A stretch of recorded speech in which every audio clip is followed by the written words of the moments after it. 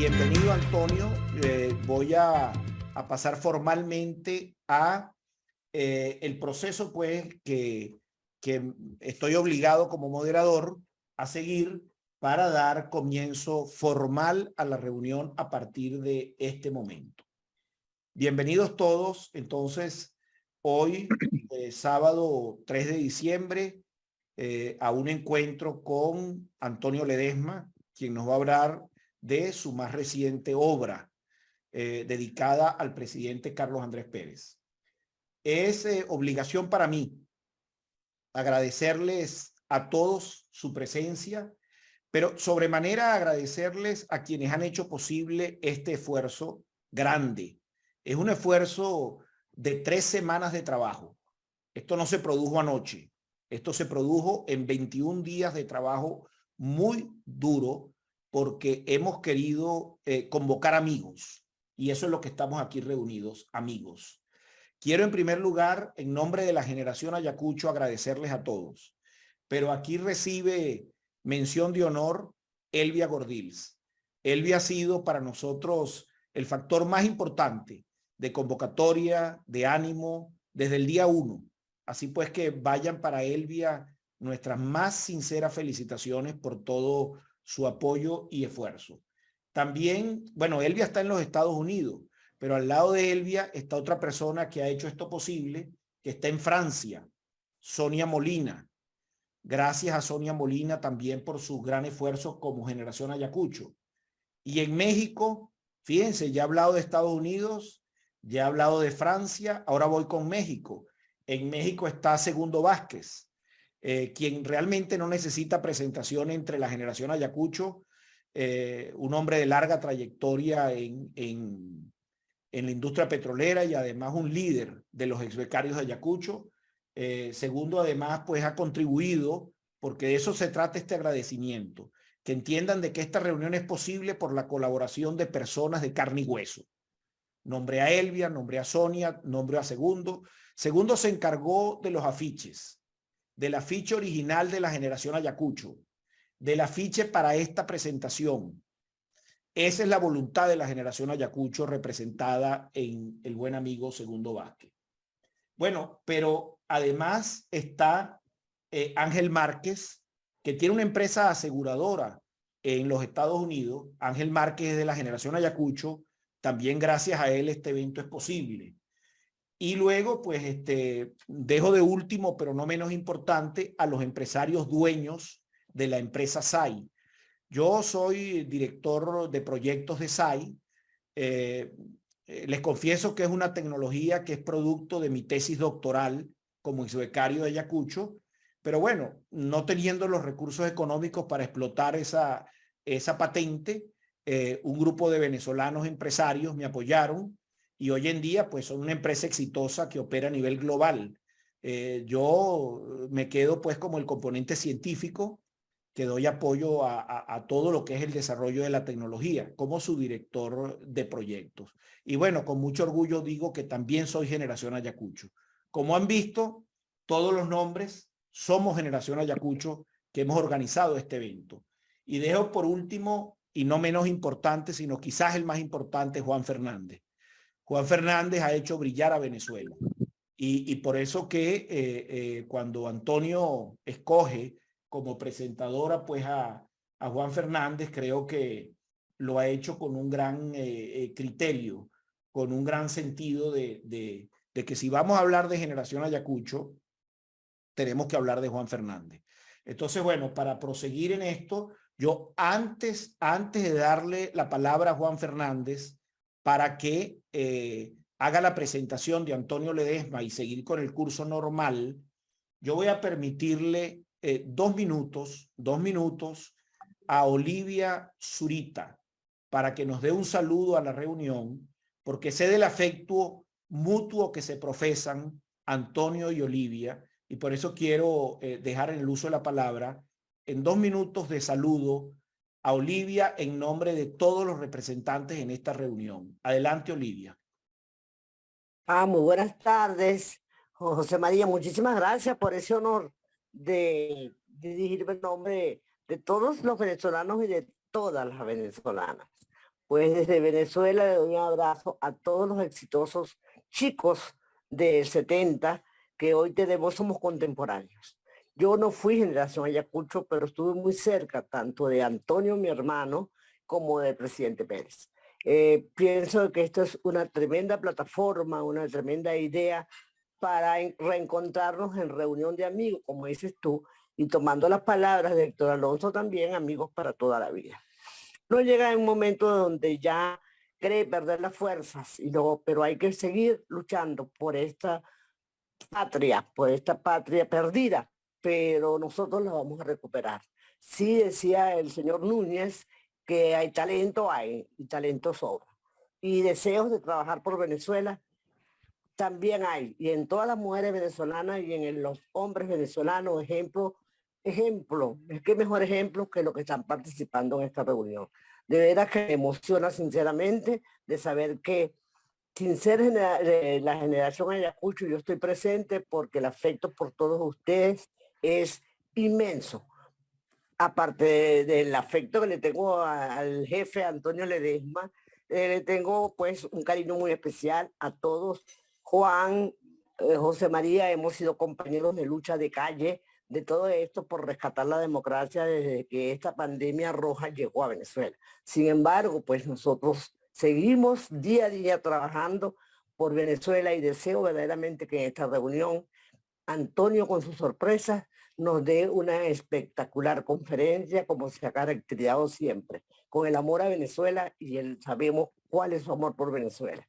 Y que llegará el momento, mis queridos hermanos, que nosotros que nos abracemos en la esquina, en cualquier esquina de Caracas o en cualquier esquina de Cojedes o de Bolívar, para decir no somos libres. Muchísimas gracias, José María, por darme este honor.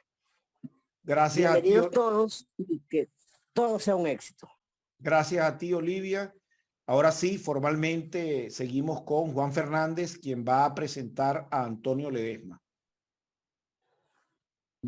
Bueno, muchas gracias a todos y buenas tardes o buenos días o buenas noches porque estamos regados en todas partes del mundo y como decía José María, bueno, mi agradecimiento para poder participar en esta conversación, en este encuentro que estamos teniendo hoy y también pues a Elvia, ¿no? Que fue una de las primeras personas que me llamó y estaba preocupada porque no habían podido contactar y la verdad que le agradezco mucho porque de allí en adelante, pues como dicen, la pelota corrió en el campo, ¿no? Yo quisiera hablarles brevemente, digamos, de tres cosas que me han llamado mucho sobre todo lo que está haciendo Antonio, pero además de la figura que representó Carlos Andrés Pérez y de algunas cosas que creo que nosotros como venezolanos y además como ya nos hemos bautizado generación Ayacucho tenemos por delante, ¿no? Brevemente, obviamente, todo esto. Con respecto a Antonio, bueno, creo que para todos es conocido que él es una referencia, ¿no? De la política que tiene que haber en Venezuela. Empezó su carrera política siendo muy joven, a los 23 años él fue diputado, es abogado de la República y además tiene un posgrado de la Universidad Metropolitana en gerencia pública, algo que por cierto hace mucha falta en Venezuela en estos días y que además lo logró con honores. Eso es muy importante destacar, es decir, el mérito, los principios y los valores están en la carrera de Antonio. Luego además también ha recibido un honoris causa de la universidad, ya les voy a decir porque mi memoria a veces se me va, de la Universidad Rómulo Gallegos. Además, Antonio en su carrera política ha sido gobernador de Caracas, ha sido también alcalde de Libertador, alcalde metropolitano, pero yo lo que quisiera destacar es desde los últimos años cuando tuve la oportunidad de estrechar una relación con Antonio a partir de los sucesos que nos ocurrieron con la llegada de Chávez al poder. Como siempre yo he visto en él una persona que está continua y constantemente teniendo como su norte algo que creo que nosotros esperamos que ojalá muchos políticos en nuestro país también lo tuvieran, que es a Venezuela primero. Y digo esto porque, como ustedes saben, yo provengo de un grupo que es de los petroleros, la gente del petróleo, y él es una de las personas que yo he visto a lo largo de estos 20 años que siempre tiene una referencia hacia el esfuerzo y hacia lo que nosotros hicimos como colectivo porque las cosas en Venezuela se cambiaran. Y que además fuimos de los primeros perseguidos, ¿no? La perseverancia que ha mostrado Antonio, recordemos que él estuvo en una huelga de hambre, recordemos que él por sus principios también decidió formar una tolda política que todavía hoy en Venezuela tiene en referencia, que además estuvo preso por el convencimiento de sus ideas y que lo metieron en el espacio de su casa para no poder salir a ningún lado, que eso también es una privación de la libertad, en el sentido de que cómo es posible que yo no pueda salir de las paredes en mi casa. Eso es tan angustioso o más que otras cosas que Antonio ha sufrido y que afortunadamente logró salir de Venezuela y ahora se nos ha convertido en una referencia, ¿no? Del exilio, de lo que significa esta lucha que tenemos por delante, y se ha dedicado a escribir. Y qué mejor legado, ¿no?, que escribir y contar sus experiencias. Y en este libro sobre Carlos Andrés Pérez, y además, bueno, de otro que acaba de publicar recientemente, La tumba, que ha dado muchas vueltas y mucha opinión sobre la gravísima situación que se vive en Venezuela con respecto a los derechos humanos, que por cierto, Antonio ha recibido premios en este sentido. Bueno, el libro El hombre que murió 2 veces es una referencia que todos debemos de tener de una figura que con todos sus aciertos y también con los errores que todos podemos cometer, sí reivindicó algo muy importante, que yo creo que es creer en la democracia, creer en que los principios de las instituciones públicas deben funcionar, y por esas razones, y que en el libro cuenta Antonio, la conspiración alrededor que se montó para sacarlo del poder, cuando fue una de las personas que en sus 2 etapas de gobierno hizo cambios fundamentales en Venezuela. En la primera, ¿no?, la nacionalización de la industria petrolera fue un evento muy significativo, y ahí hubo un primer paso que quiero hacerle referencia a ustedes brevemente sobre cómo se seleccionó a la gente que iba a ser la gerencia de ese proceso y de esa industria tan importante a Venezuela, cuando hoy en día hemos visto las situaciones tan embarazosas que han ocurrido con los nombramientos que se han hecho en activos que pertenecen al Estado venezolano, y que no me voy a meter en el cuento, pero ya ustedes saben. Cuando se forma la industria petrolera, una de las cosas importantes que se hizo fue respetar la meritocracia. Y eso, el sentido político de Carlos Andrés Pérez lo hizo aplicar. Y luego hay otro elemento que me parece muy importante comentarles sobre esa etapa de él, que es que en la discusión de la ley que reservaba al Estado la industria petrolera y de los hidrocarburos, etcétera, la famosa LOREICH, había un artículo, el artículo 5 de esa ley, que evidentemente fue muy controversial.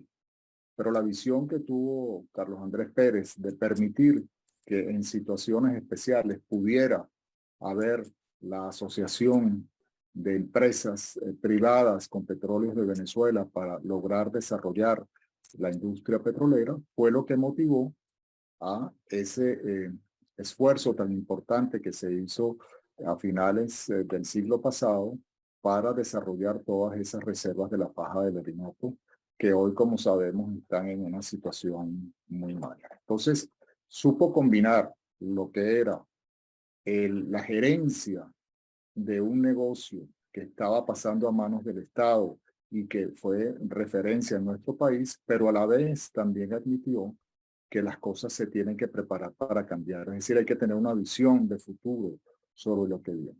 Y en su segunda etapa, y que además creo que fue muy importante y que desafortunadamente no logramos que consolidara todo ese cambio que en Venezuela hoy en día nos hubiera tenido en otro lugar, tanto desde el punto de vista político, en donde logró cosas como la descentralización, reforma del Estado, etcétera, pero también que en lo económico se estaba moviendo para hacer de Venezuela un Estado más eficiente y que pudiera generar un estado del bienestar para todos. En ese sentido, su programa de las becas Gran Mariscal de Ayacucho, del cual fui un privilegiado de poder tenerlo, creo que de allí recojo lo siguiente, que todos los que fuimos becarios, todos, en donde estuviésemos, siempre teníamos en nuestra mente a Venezuela y teníamos el deseo de regresar y de contribuir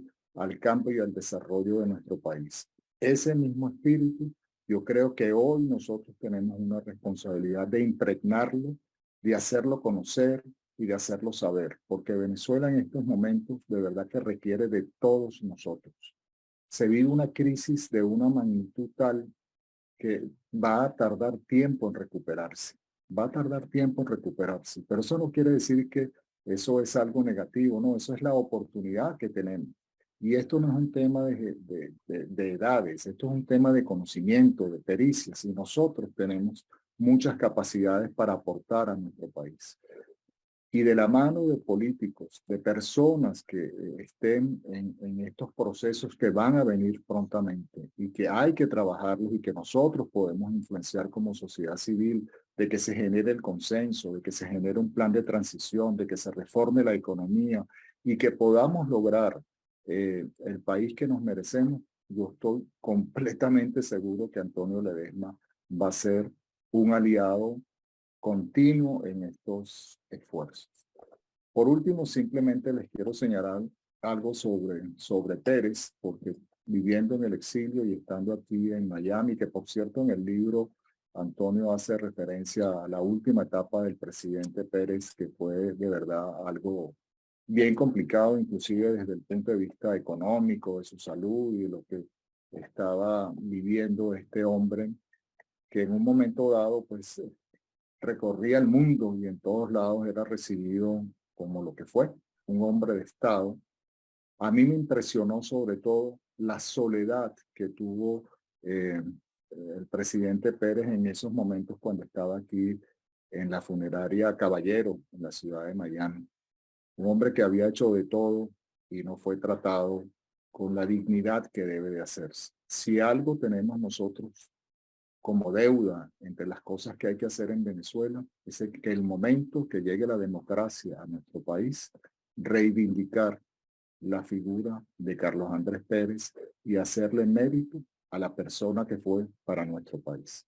Así que bueno, los dejo con Antonio, buen amigo, buena persona, y ahora tenemos que decir que también es un muy buen escritor. Muchas gracias a todos por esta oportunidad y a la orden para lo que pueda servir.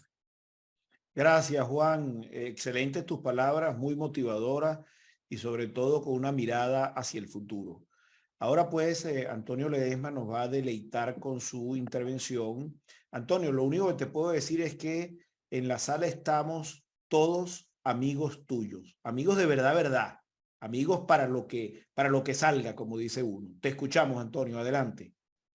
Bueno, muchísimas gracias por esta iniciativa que han tomado un grupo de amigas y amigos y que ha hecho posible que tengamos este encuentro.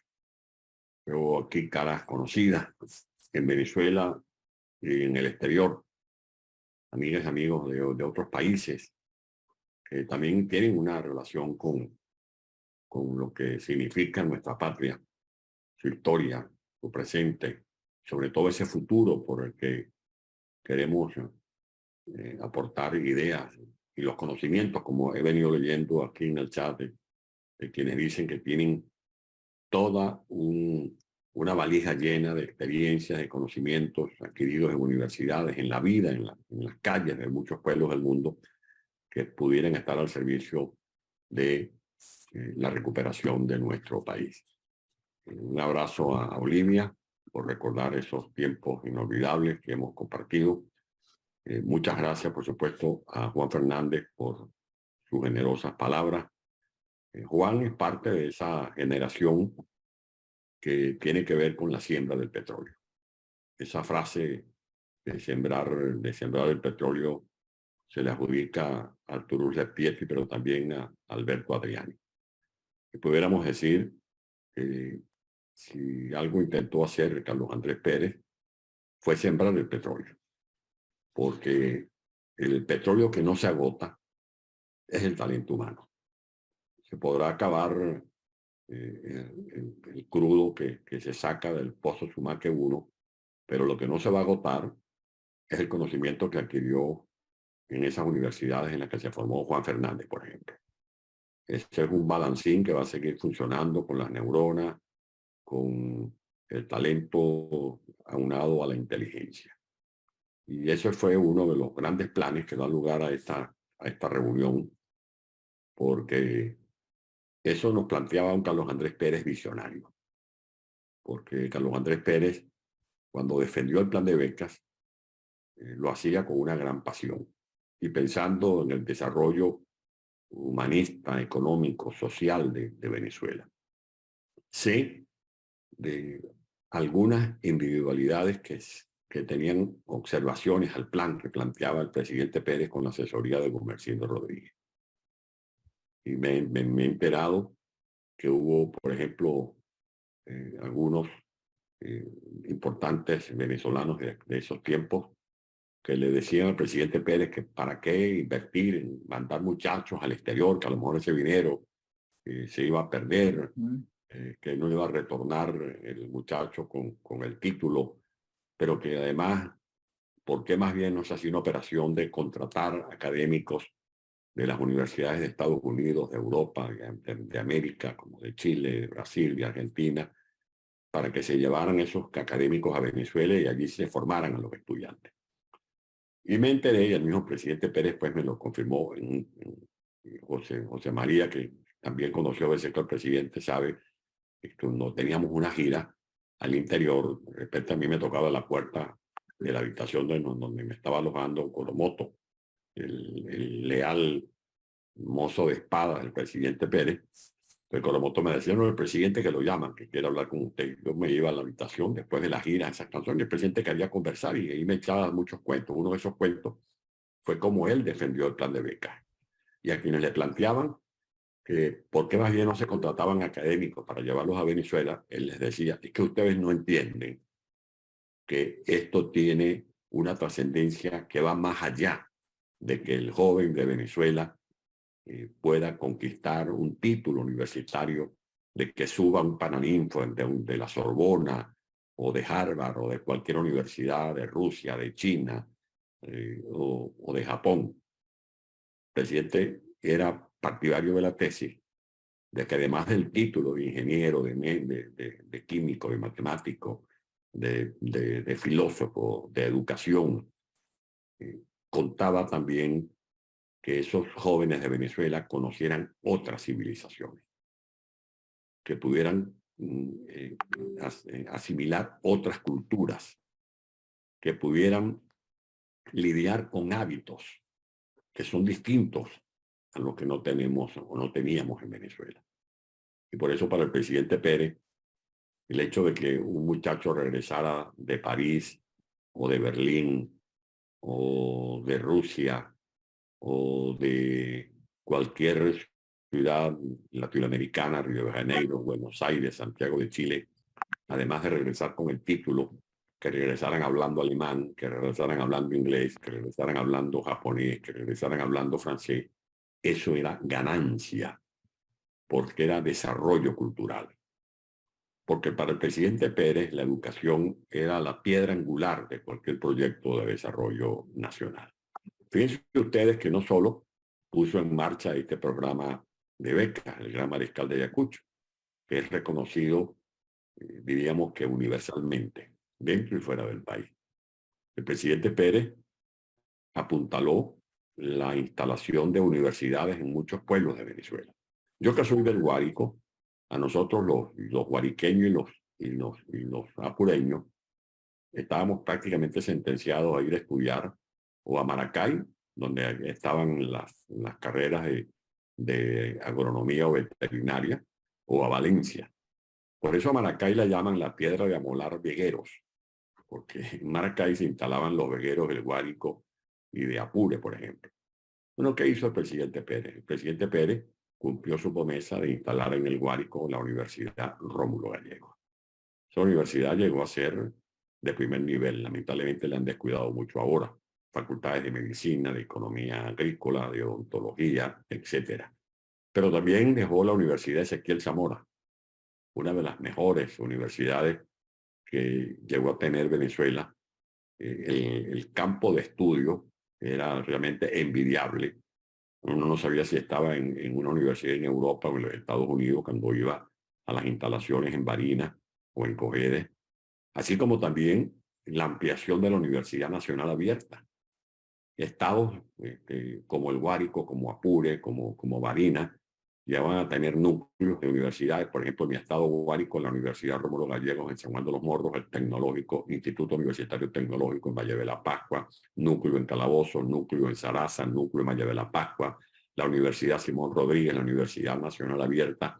Pero además de todas estas universidades que fue impulsando el presidente Pérez, también podemos hablar de los pedagógicos, porque uno conocía en Guárico, en Bolívar, en Cumaná, en Coro, el Pedagógico de Caracas, el Instituto Pedagógico, que tiene su vieja sede allí en El Paraíso, en la Avenida Páez del Paraíso de Caracas. Pero es que el presidente Pérez apuntaló el Pedagógico de Barquisimeto, el Pedagógico Bicentenario, o sea, que fue echando bases de instituciones de excelencia para formar talento humano. Y a la par de esto, desde 1974, tiene una dinámica la masificación de la educación. Las instalaciones físicas se declararon insuficientes y hubo que desarrollar planes para construir nuevas escuelas, nuevos ciclos básicos, nuevos ciclos diversificados, lo que nosotros conocemos como liceo, porque se disparó la matrícula estudiantil. Y al lado de estas habilitaciones, no solo de planta física, sino de profesores que se fueron formando con urgencia para poder cubrir la demanda, porque se incrementó, repito, la matrícula estudiantil, a esos muchachos que iban al colegio, no solamente se les dotaba del aula con el pupitre y con el pizarrón, porque para el presidente Pérez, la educación no solo se podía cumplir eficientemente garantizándole al niño el aula de clases, el pupitre, el pizarrón, el maestro, sino también las calorías, las proteínas. Por eso el vaso de leche. Eso no es populismo. Eso es invertir. Eso es inversión. Eso es sembrar el petróleo. Que los niños no se quedaran dormidos sobre el pupitre por hambre, como ocurre, por ejemplo, en la actualidad.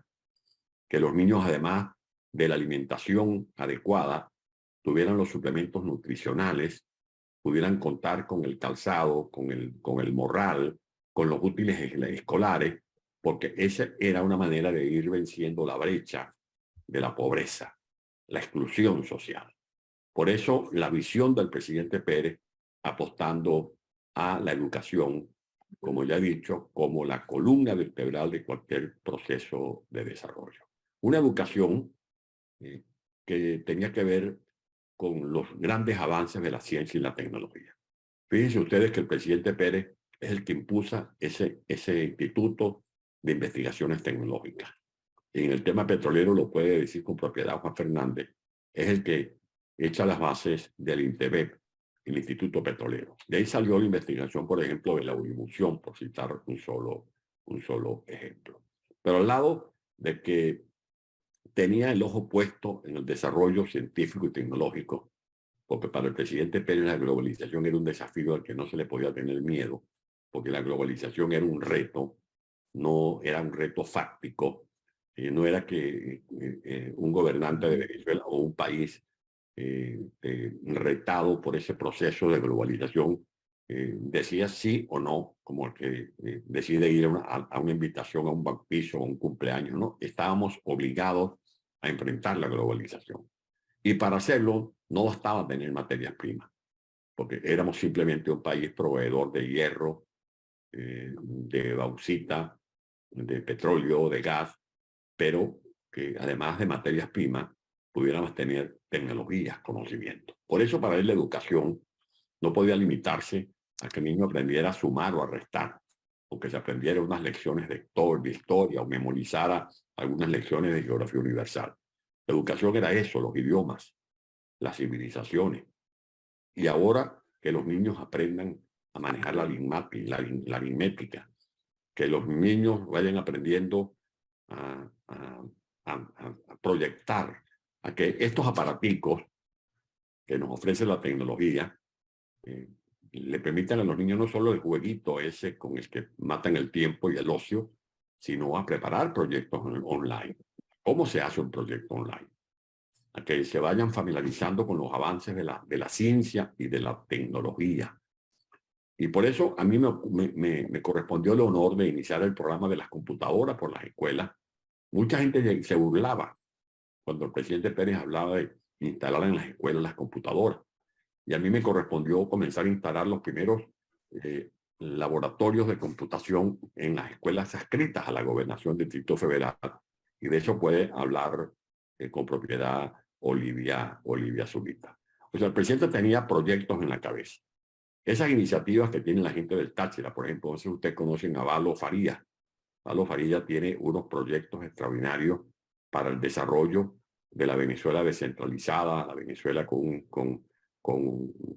políticas federales que le den bases tributarias a nuestras regiones, para que la descentralización no se quede en el mero esquema de transferencias políticas, que la gente elija al gobernador y elija al alcalde, pero después resulta que ese gobernador y ese alcalde no tiene potestades, no tiene recursos financieros, sino que esa transferencia sea acompasada con transferencia de recursos, y para eso necesitamos proyectos, para eso necesitamos tener listo un esquema, una visión compartida de hacia dónde queremos llevar a Venezuela una vez que comencemos este proceso de recuperación. Pero bueno, como lo decía Juan Fernández, si alguna característica definía el presidente Pérez es que era institucionalista. El presidente Pérez partía de esa base de que para que un país funcione bien, tienen que funcionar también correctamente las instituciones. El día 20 de mayo de 1993, les voy a contar esto, cuando estábamos en Consejo de Ministros. Yo era miembro del Consejo de Ministros porque como gobernador tenía derecho a estar en el Consejo de Ministros. Allí estábamos todos en medio de una tensión, esperando saber cuál iba a ser la decisión que iban a adoptar los magistrados de la Corte Suprema de Justicia. Había un puente telefónico entre el ministro Celestino Armas, ministro de la Secretaría, con el doctor Luis Bertrán Guerra. Y venían llegando las informaciones de cómo iba votando cada magistrado, hasta que llegó la información de que había sido un revés para el presidente, que mucha gente había jugado sucio, que se estaba consolidando o consumando el ardid, la vileza de llevarse por delante al presidente Pérez sin reparar en el daño ulterior que se le estaba infligiendo a Venezuela. Bueno, ese día el presidente, cuando se entera, se levanta de la silla del Consejo de Ministros, me hace una seña, yo lo sigo, nos vamos al despacho, pide unas hojas en blanco y comienza a redactar el discurso, ese discurso que da lugar a este título del libro, el presidente que murió 2 veces, porque ustedes deben recordar que cuando el presidente está leyendo su discurso, un momento que se le quiebra la voz, y es cuando dice, hubiese preferido otro tipo de muerte. Él sabía que lo estaban piroteando moralmente, y eso era lo que más le dolía. Por eso él llegó a decir, y yo llego a un juego de recordatorios en mi libro, que quizás el presidente Pérez estaba pensando en el mariscal de Ayacucho cuando lo asesinaron en un atentado de un disparo o de varios disparos en uno de esos caminos de lo que estaba recorriendo. Hubo gente que se le acercó al presidente como exhortándolo a que se rebelara ante estas maniobras que se estaban adoptando en la Corte Suprema de Justicia. Y ahí salió el presidente, el hombre institucionalista. Para él primero estaban las instituciones. Primero que su interés personal, que su legítimo derecho de defenderse ante este complot. Él prefirió ponerse al lado del andamiaje institucional del país. Otra característica del presidente es que era resiliente. Carlos Andrés Pérez se iba inventando. El muchacho con mucho frenesí, que salió del Táchira en el año, cuando tenía apenas 16, 17 años, se reinventa en Caracas. Y en Caracas comienza a actuar como activista político en la parroquia San Agustín. Y a los 23 años, ya Carlos Andrés Pérez era el secretario privado de Rómulo Betancourt. Pero no cualquier secretario. Era tanta la confianza que Rómulo Betancourt tenía en Carlos Andrés Pérez que ordenó colocarle dentro del despacho de Miraflores un escritorio.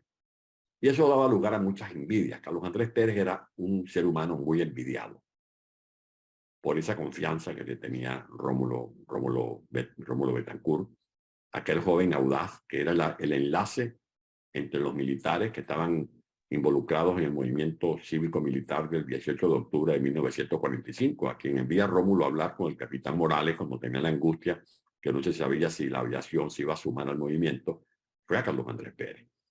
Pero no solamente fue un operador de Rómulo Betancourt a los 23 años, a los 26 años, semanas antes del golpe del 24 de noviembre de 1948, están reunidos en la Quinta Los Núñez con el presidente Rómulo Gallego, el alto mando de Acción Democrática y del gobierno, y el presidente Gallego caminaba de un lado a otro, cavilando en silencio, hasta que aquel hombre al dote, como dicen que era Gallego, se detiene y mirando a Carlos Andrés Pérez le pregunta: mira, Carlos Andrés, ¿tú estarías dispuesto a ir a entenderte con los militares en Maracay? ¿Cómo no, presidente? Lo que usted diga. O sea, a quien escoge el presidente Gallego es ese muchacho de 26 años.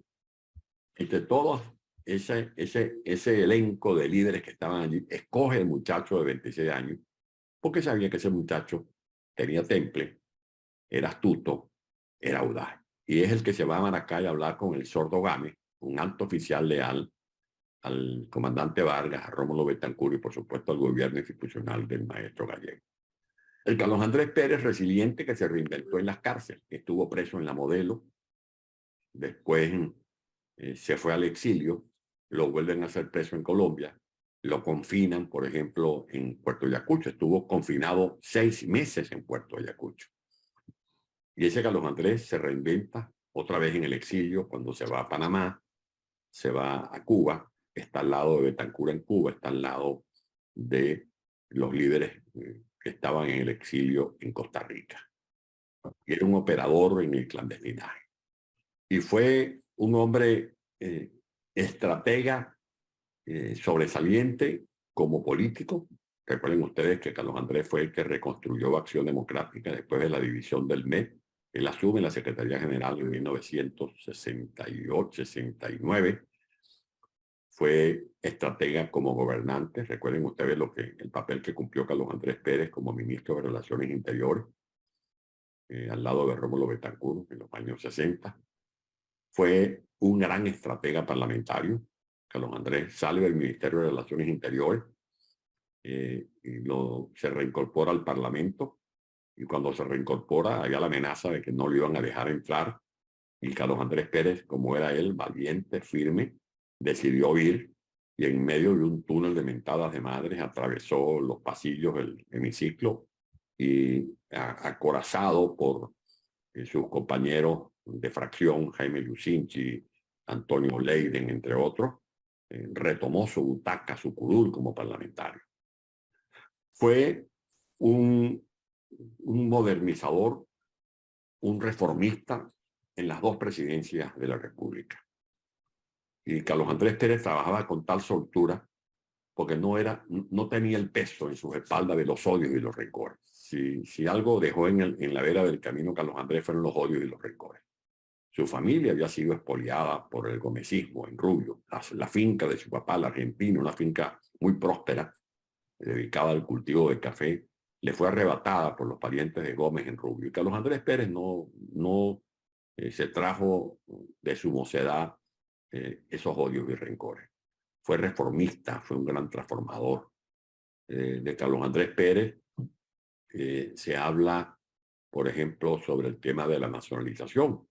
Hubo gente que se opuso a la manera como nacionalizó el petróleo. Recuerden ustedes que incluso el propio experto petrolero del partido, Arturo Hernández Crisanti, se retira del día de la votación de la Cámara de Diputados porque no estaba de acuerdo con el artículo 5º. Y Juan Pablo Pérez Alfonso, el gran gurú petrolero de Venezuela, cuestionó también el artículo 5º, llegó a acuñar una frase diciendo que esa nacionalización era chucuta. Y Rafael Caldera, cuando intervino como senador vitalicio a la par de Rómulo Betancourt, Rómulo respaldó a Carlos Andrés en su proceso de nacionalización, pero Caldera metió allí una frase diciendo que ese artículo 5º era una rendija que se dejaba abierta a las compañías transnacionales y que por lo tanto no respaldaba el proceso de nacionalización. Pues Carlos Andrés fue visionario, como lo acaba de decir Juan Fernández. Ese artículo 5º es el que dio lugar a que el propio Caldera, en su segunda presidencia, pusiera en marcha la apertura petrolera. Y con la apertura petrolera llegaron las asociaciones estratégicas, llegaron los acuerdos de ganancias y riesgos compartidas. Con la nacionalización se hizo el proceso de cambio de los patrones de refinación de todo el andamiaje de nuestro complejo refinador, el de Paraguaná, Punta Cardón, Amuay, Bajo Grande, Guaraguao, El Palito. Se pusieron en marcha los proyectos de conversión profunda. Tengamos en cuenta que nuestro petróleo es pesado y extrapesado. Por eso los mejoradores, todo el sistema de JOSE, donde se mejora el crudo que se saca de la faja del Orinoco. Se inició el proceso de exploración de nuestra plataforma continental. Se detectan los grandes yacimientos gasíferos. Se inicia la internacionalización. Venezuela llegó a tener refinerías importantes en Suecia, en Alemania, en Inglaterra. Todavía mantiene en la costa este de Estados Unidos un complejo refinador, especialmente para petróleo pesado, extra pesado, más la empresa Silgo, que llegamos a tener nuestra de Venezuela, más de 14.000 estaciones de servicio. Hay gente que dice que la nacionalización fue un error. La nacionalización fue un proceso inevitable. Recuerden ustedes que en 1943, en la ley que dicta el gobierno del presidente Isaías Medina Angarita, se establece una ley donde le daban 40 años de plazo a las concesiones petroleras. O sea que ya era un hecho inamovible la reversión petrolera. ¿Por qué se adelanta Carlos Andrés Pérez a la reversión petrolera? Primero porque ocurre un acontecimiento mundial que fue la guerra del Yom Kippur. En segundo lugar, venía consumándose un deslave de procesos nacionalizadores que involucraban a la mayoría de los países socios de la OPEP. En tercer lugar, se estaba verificando en Venezuela una caída de las inversiones de las compañías petroleras. Las compañías petroleras chupaban, sacaban petróleo. Si ustedes revisan las estadísticas, yo no soy experto, pero Juan lo es, pero uno lee las estadísticas, uno encontramos que en el primer gobierno de Caldera, incluso a finales del gobierno de Raúl Leoni, se incrementa la producción petrolera, porque las compañías estaban chupando, sacando petróleo, pero a la vez no invertían. Y había un proceso evidente y preocupante de desmantelamiento de las instalaciones petroleras. Fue tanto así que la historia real confirma que el Ministerio de Minas, a cargo del presidente Caldera, en 1973, hace una inspección en los campos de Jusepín y de Quiriquiri y se determina que allí había que revertir el control de esos campos porque estaban prácticamente desmantelados. Por eso es que se adelanta el proceso de nacionalización. Y en Venezuela todo el mundo estaba de acuerdo con ese proceso. Pero bueno, ese es el Carlos Andrés visionario, que además de impulsar este proceso, impulsa el sistema de orquesta, que era también invertir en educación. Yo he dicho que Carlos Andrés no tocaba tambor, ni arpa, ni cuatro, ni maraca, pero tenían la música en el alma y por eso es él el que apoya al maestro Abreu. Ahí no le pueden regalar méritos a Carlos Andrés Pérez. Tanto que lo apoya que en su segundo gobierno, el ministro Abreu es prácticamente el ministro de Cultura plenipotenciario, con todos los poderes, porque tenía el respaldo de todos, partiendo, por supuesto, de la confianza que le otorgó el presidente Pérez. Visionario, porque el presidente tenía buen tino para escoger los colaboradores.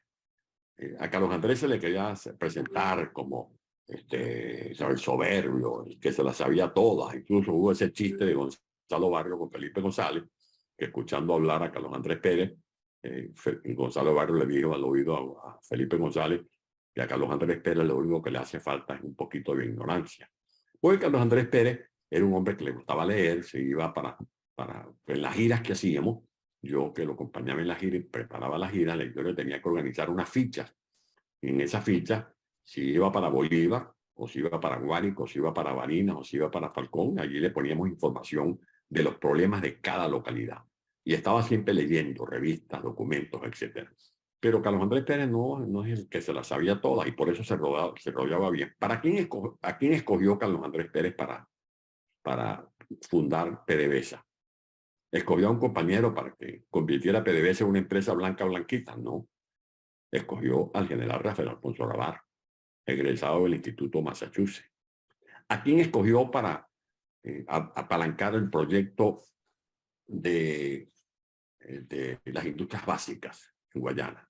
Y en este libro están las estadísticas de cómo se incrementó la producción de hierro, de aluminio, cómo en vez de seguir vendiendo minerales comenzamos a fabricar briquetas y la tonelada que se vendía en $13 comenzó a dar más ganancias cuando en vez de vender materia prima bruta comenzamos a vender con valor agregado nuestra riqueza natural. Pero ¿a quién escogió? Escogió a Leopoldo Sucre Figarela, un venezolano excepcional.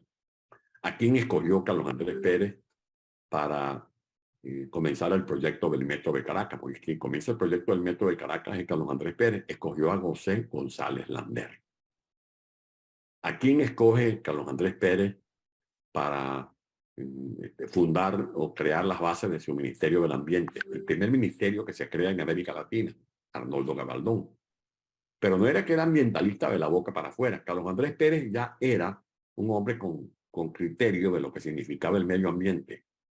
A mí me correspondió ir, siendo yo un muchachito, a un encuentro de estudiantes con el entonces candidato presidencial, que acababa de ser electo candidato presidencial en octubre de 1972, y nos convocaron a una reunión en diciembre de ese año para hablar del tema del liderazgo estudiantil, la política educativa del candidato presidencial. Resulta que ahí Carlos Andrés Pérez comenzó a hablar del protocolo de Estocolmo. Y uno después, inquieto, comienza a averiguar qué es el protocolo de Estocolmo. El protocolo de Estocolmo fue un documento que se aprueba en la primera cumbre de la Tierra. Eso fue en 1972. Y me consta a mí, porque lo viví con él en su despacho, de la indignación que tenía Carlos Andrés Pérez cuando en 1992 no le permiten viajar a Brasil, donde se estaba realizando la cumbre de la Tierra. Pues Carlos Andrés sí era un ambientalista, pero no ve la boca para afuera. La mayoría de los parques nacionales, diríamos que más de la mitad de los parques nacionales creados en toda la historia de Venezuela, los funda Carlos Andrés Pérez.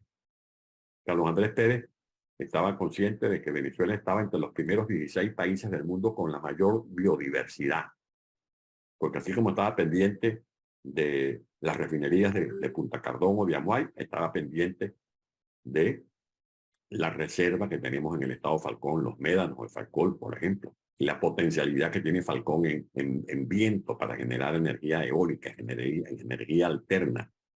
Estaba pendiente de las reservas de Caura que tenemos en el estado Falcón, así como estaba pendiente de que las minas del Amazonas o del Bolívar se explotaran racionalmente. Sabía que el Orinoco es el río con el tercer caudal de agua dulce más grande del mundo, y que en el Orinoco, y que en Bolívar, y que en la Guayana, además de oro y diamante y bauxita, tenemos el tobogán de la selva, tenemos el Salto Ángel, tenemos de 125 tepuyes que hay en el mundo, 115 están en Venezuela. Y por eso la siembra de Uberito, por eso los módulos de Apure, por eso el parque de Aguaro Guariquito en mi tierra, todos esos parques nacionales y todas las leyes que impulsó el presidente Pérez para preservar el ambiente. En su segundo gobierno escogió un elenco de gente joven y todavía aquí me suena en el oído las pistas que le daban a los ministros, calificándolos despectivamente como yesaboy, como muchachitos abrillantados, como tecnócratas, etc. Hoy todo el mundo dice, exclamando, suspirando, la verdad es que Carlos Andrés escogió un buen elenco, y que ve lo que es Moisés Naín, Miguel Rodríguez, Carlos Blanco, Herbert Torres, Beatriz Rangel, el doctor Rosen, Martínez Mótola, Imelda Cisneros, toda esa gente calificada que el presidente puso al frente de su segundo gobierno. Este libro, el presidente que murió 2 veces, presenta una articulación de anécdotas, porque un libro sin anécdotas es como un huevo sin sal. Las anécdotas son muy importantes y son anécdotas además verídicas, porque son experiencias que viví directamente con el presidente Pérez. El hombre, por ejemplo, que tenía el reloj adelantado, Carlos Andrés tenía el reloj 15 minutos adelantado. Cuando a veces íbamos en el carro, el presidente siempre era muy formal, le gustaba estar, y si no tenía tiempo de verse rasurado en la oficina, en el carro tenía un taco un tubito con un taco con el que se talcaba y una maquinita Brown de pila, se afectaba, después se echaba su Jean-Marie Fariña, dormía 5 minutos, lo hacía así, para no dormir, y en 10 en la cola dormía. Y cuando yo le decía, presidente, no se preocupe, estamos a buena hora. Entonces, es que hay que llegar siempre puntualmente, Ledesma, y hay que hacerlo por respeto a la gente. Escuchen eso. La puntualidad tiene que ver con el respeto a la gente. Esa era una de las características. Era un hombre solidario. Carlos Andrés Pérez leía todo tipo de cosas, documentos, pero no fallaba a leer diariamente la página de los obituarios de los periódicos. Saber quién había muerto, para llamar a su secretaria Laura Robles, mándele aquí un telegrama, como usaban los telegramas, o llamada, o si había que viajar a un estado. Por ejemplo, recuerdo que murió la mamá de Claudio Pino, doña Fernanda Pino Vilarrosa, era el secretario general de Acción Democrática, inmediatamente habilitó un avión y fuimos al entierro. O cuando le nació un hijo a Julito Urribarrín el Zulia, o cuando había una grabación, o si no podía viajar, estaba allí el mensaje. O preguntar por los enfermos, cómo está haciendo con la clínica fulano de tal. Pregúntale a ver qué necesita, vamos a ver cómo lo podemos ayudar. Ese era el Carlos Andrés Pérez, respetuoso con la gente. Carlos Andrés Pérez sabía que cuando uno viajaba a Cojedes, o cuando uno viajaba a Carúpano, la Negra Pino, por ejemplo, se esmeraba en prepararle unos manjares al presidente Pérez. El presidente no era capaz de rechazar ningún plato de comida. Y en eso tenía una habilidad ya acordada con Coromoto o con Jesús Rodil, su asistente, de moverle el plato sin que la gente se diera cuenta. Pero eso del presidente Pérez, de decir, no, yo no como eso no existía. ¿Por qué? Por respeto a la bondad de la gente. Y una gente que se esmeraban 4 días preparando el pabellón, preparando la carne mechada, preparando la comida para agasajar al presidente y que le fuera a decir, no, yo eso no lo como, eso no existía en el presidente Pérez. El presidente decía, ¿para qué descansar si existe el descanso eterno? Recuerdo que teníamos una gira para Sucre y yo le dejé el domingo libre, y cuando el presidente chequeaba la gira 1 mes y medio, 2 meses antes, y cuando le llevé el proyecto de gira, bueno, Ledesma, ¿usted cree que yo voy a hacer turismo a Cumaná? ¿Por qué me deja aquí el domingo libre? No, presidente, pero bueno, para regresar. No. ¿Dónde está aquí la reunión con el obispo? ¿Dónde está aquí la reunión con los pescadores? O sea, era él el que llenaba la agenda. Y hubo gente que llegó a decir, es que Ledesma va a matar a Capa, porque lo llamaban así Capa, porque decían que era yo el que le metía la agenda full. No era yo, era él, porque me decía, ¿para qué descansar si existe el descanso eterno? Carlos Andrés Pérez tenía el hábito, le gustaba bailar.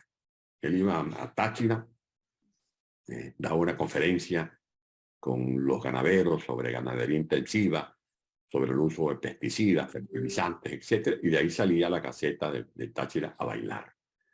Tenía el hábito de recetar. Si usted llegaba y le decía al presidente Pérez, tengo un dolor de cabeza, tengo un dolor de estómago, pelaba por un papel y lo recetaba, porque él había trabajado de muchacho en una botica.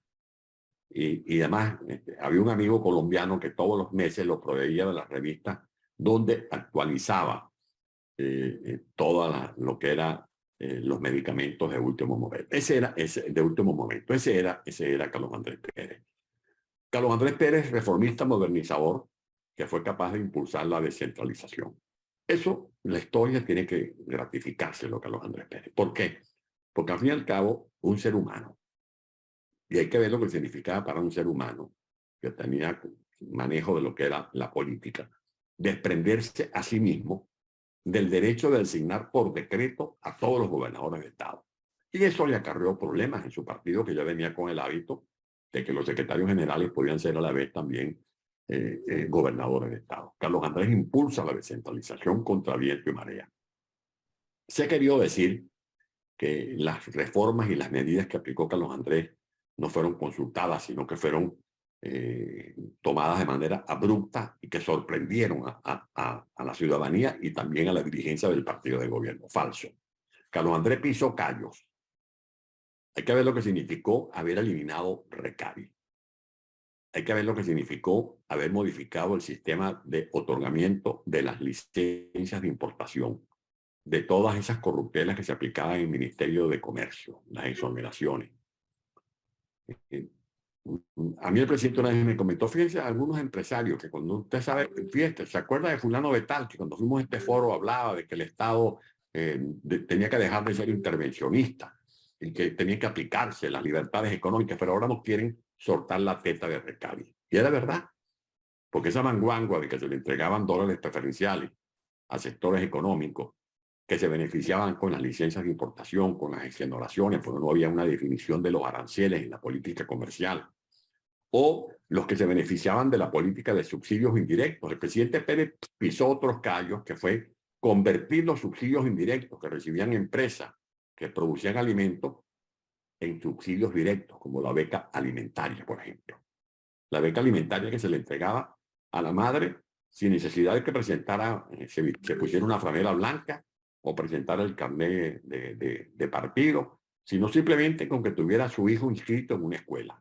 Y la madre disparó la matrícula escolar, porque la madre, para cobrar la beca, sabía que tenía que tener el muchacho cursando estudios en la escuela. Ese fue un programa revolucionario, eficiente, como fue también el programa alimentario materno-infantil para atender a las madres en estado prenatal y postnatal, como fue el programa de asistencia escolar, la beca salario, etcétera. Esos programas hicieron de Carlos Andrés Pérez un hombre comprometido con los grandes cambios económicos para modernizar a Venezuela desde el punto de vista financiero, tributario, monetario, pero también con una visión humanista, porque no solo contaba el desarrollo económico, sino también el desarrollo social, el desarrollo humano. Bueno, dejo hasta aquí esta introducción porque creo que estoy abusando de ustedes. Lo importante es que, como aquí lo han expresado en los chats que estoy leyendo, que he podido leer hasta este momento, podamos tener un compromiso de cara al futuro. Desde el punto de vista personal, en los libros que citó Juan, no solo dedicado a Carlos Andrés Pérez, sino en el anterior, en La tumba, donde narro toda la experiencia vivida como preso político, y en el primer libro de este ciclo, que es De dónde venimos y hacia dónde vamos, cierro los capítulos de ese libro proponiendo un pacto de Estado. Los problemas de Venezuela son muy agudos, son insondables, y por eso se hace necesario un pacto de Estado con una visión de futuro. Hablo de un pacto de Estado porque no puede ser de gobierno. Los gobiernos son circunstanciales. Y en un solo periodo de gobierno no va a ser posible revertir el descalabro de las variables económicas, financieras, políticas que tenemos en Venezuela. Renegociar la deuda externa, reinstitucionalización, recuperar las instituciones del país, que tengamos una estructura que soporte un Estado de Derecho, que a su vez garantice seguridad jurídica, gobernanza, gobernabilidad. Eso no se va a lograr de la noche a la mañana. Juan puede hablarnos con propiedad, y en este libro por eso lo entrevisté, y en el que estoy escribiendo, que debe salir mediante el año que viene, que es un tema ambiental de la Venezuela, que además de petróleo tiene ambiente. Hablamos de las verdaderas reservas que tiene Venezuela. Las reservas de alto tenor que tenemos en Bolívar, en el Piar, Cerro Piar. Las reservas petroleras, las verdaderas, no ese cuento de que tenemos 300.000 millones, no, Nosotros, una cosa son las reservas y otra cosa son los recursos. Son dos cosas distintas desde el punto de vista técnico.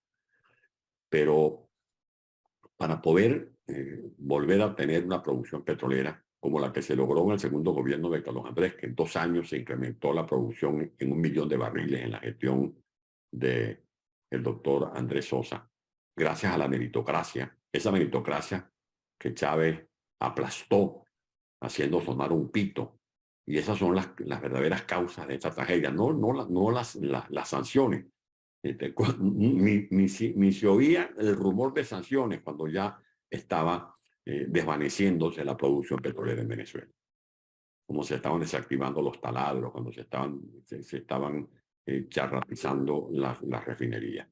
Por eso, para poder recuperar la infraestructura, carreteras, puertos, aeropuertos, plantas físicas de escuelas, de universidades, para revertir este exterminio universitario, para poder volver a activar los pozos petroleros que ahora están dormidos, para poder explotar nuestro potencial gasífero. Por ejemplo, en mi estado hay, tanto en el norte como en el sur, grandes yacimientos gasíferos, buen de gas, que es factible explotar. Se requiere una nueva ley. En esa ley ha venido trabajando Juan. No este cuento de Chevron. Chevron llegó a tener buenos negocios en el Petroboscán del Zulia, que era de asfalto, y el Petropiar allá en el Delta, que llegó a tener 180.000. Ahorita no llegarán a 40.000, 45.000, y es para colocarlo en Estados Unidos y no le va a dar ninguna deriva financiera al régimen. Y con eso no se va a reactivar la industria petrolera de Venezuela. Se requiere una inversión sostenida de miles de millones de dólares por varios años. Y para eso se requiere seguridad jurídica. Y uno de los proyectos, además de la nueva ley de hidrocarburos, es que podamos establecer en Venezuela una agencia de energía, una agencia que supla lo que nos ha dejado como experiencia PDVSA. Un grito de vuelvan caras para recuperar el talento humano, ese talento humano que es hoy en día un plan de becas Real Mariscal de Ayacucho autofinanciado. Pues ya esos muchachos, esos venezolanos que están en Dubái, que están en Alemania, que están en Francia, que están en Inglaterra, que están en Luxemburgo, los que están en Marruecos, los que están en España, los que están en muchas comunidades de Estados Unidos, de México, de Brasil, están adquiriendo conocimiento y se están autofinanciando ese plan de adquisición de conocimiento. Eso es lo que yo llamo un plan Gran Mariscal de Ayacucho autofinanciado. Esa gente va a regresar y los que no regresen desde afuera van a poder colaborar en la constitución de un banco de proyectos, de ideas para iniciar ese proceso de reconstrucción de Venezuela. Hay que ponerle cese a la reelección. Yo soy contrario a la reelección. Creo que establecer una segunda vuelta electoral. Creo que hay que establecer una política de financiamiento de la educación, capturando un porcentaje mínimo del PIB para que la educación no siga siendo la cenicienta. Hay un libro, varios libros que me he leído allí hablan de la educación, por ejemplo, en Finlandia. Cuando le preguntaron a la primera gobernante de Finlandia cuál era la estrategia para el desarrollo económico y social de Finlandia, ella dijo, bueno, hay 3 estrategias. La primera es la educación, la segunda es la educación y la tercera es la educación. ¿Qué desarrollo puede haber en un país cuando nuestros educadores están emigrando? Porque el salario es paupérrimo. ¿Cómo se puede desarrollar en Venezuela si están quemando los libros de la Universidad de Oriente? Si se está cayendo a pedazos las instalaciones de una universidad que es patrimonio de la humanidad, como la Universidad Central de Venezuela. Cuando los campos de estudios de Carabobo están tomados por los llamados colectivos, o cuando los paisajes de la Universidad Simón Bolívar no son sino matorrales, patios enmontados. Así no se puede desarrollar un país.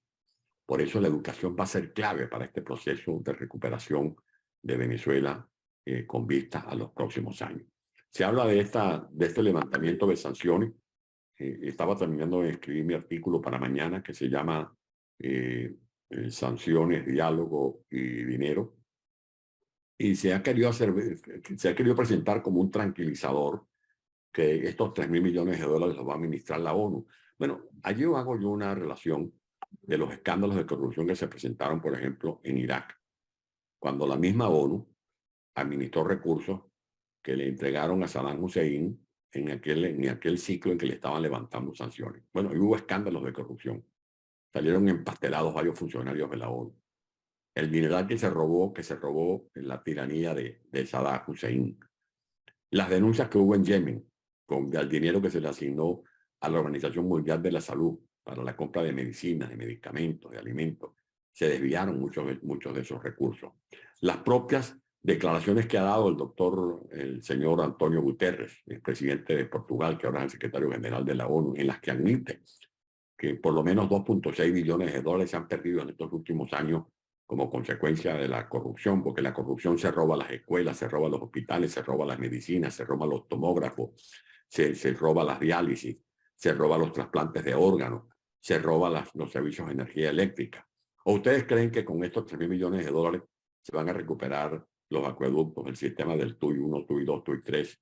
Se va a recuperar el acueducto El Coloso del estado Táchira, se va a recuperar el sistema de Matícora o del Pavo Cachinche, de Falcón y de Cogede, o del bypass que dejó mal hecho el régimen de Chávez entre Valencia y el Pavo Cachinche, o los acueductos de Masparro, o lo de Pampanito en el estado Trujillo, o la situación que está viviendo el estado Zulia con Manuelote, con Burro Negro, o se va a recuperar el sistema eléctrico. ¿En qué acaso se trata de mejorar un bombillo y unos cables? No, es la subestación La Malena en el estado Bolívar, la subestación de San Jerónimo en Valle de la Pascua, la de la Orquesta en Villa de Cura, la de la Arenosa entre Yaracuy y Cogede, entre Yaracuy y Lara. El Zulia tiene 11 termoeléctricas y creo que todavía funcionan apenas 3.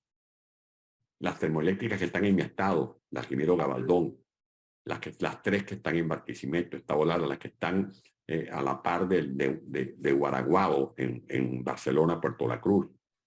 La termoeléctrica, la José Camejo, la de Camejo que se estableció en Carabobo y la Josefa Camejo que se estableció en Punto Fijo, ninguna funciona.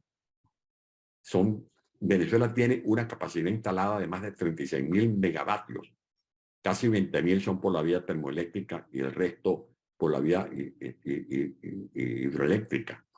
Lo que se hizo en la democracia en el Guri, Macagua, Caruachi, estos bandidos han debido concluir Tocoma, le metieron 9.000 millones de dólares y se los robaron, porque no concluyeron Tocoma. O sea, el sistema eléctrico de Venezuela requiere de muchos recursos que habían, porque entre los años 2012 y 2013, Hugo Chávez le mete 80.000 millones de dólares, pero se los robaron. Se los robaron con el pretexto de que iban a reparar las turbinas del Guri, de que iban de Chalana, que iban a construir plantas eléctricas, termoeléctricas. Se robaron todo ese dinero, como se robaron el dinero del sistema de agua. Entonces, de allí que es bueno que sepamos que es falso que esta tragedia humanitaria es consecuencia de las sanciones. Esta tragedia es consecuencia del populismo, del maleficio del populismo. Populismo que nos hace, por ejemplo, ver cómo en Cuba, donde habían tantas cañas de azúcar o no hay azúcar, o en Venezuela, que tenemos importantes reservas de petróleo, no hay gasolina, o que tenemos una capacidad instalada envidiable, como es, por ejemplo, la que acabo de describir desde el punto de vista eléctrico, y tenemos apagones.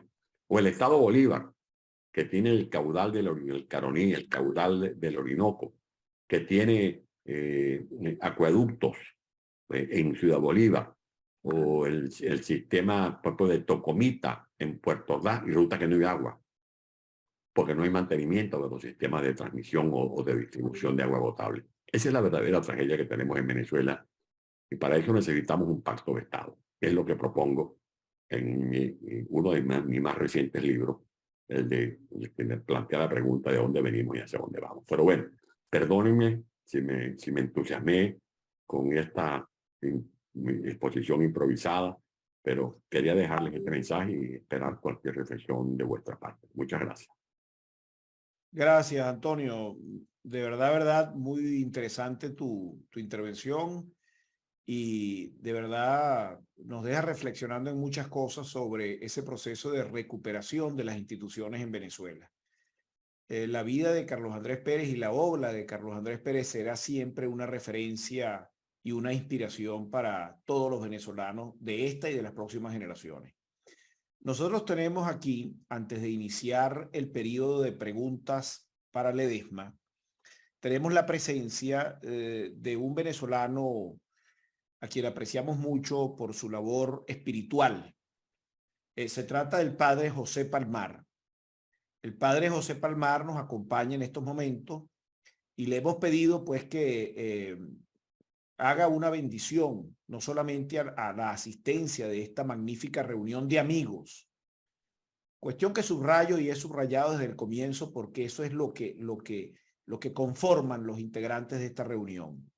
Entonces le queremos pedir al padre Palmar que bendiga la reunión antes de comenzar a las preguntas y respuestas y al mismo libro de Antonio Ledesma que marca pauta en el proceso de recuperación de la democracia en Venezuela.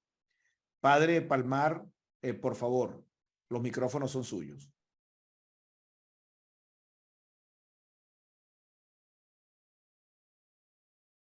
Bueno, no sé, Hugo, si estás ahí todavía.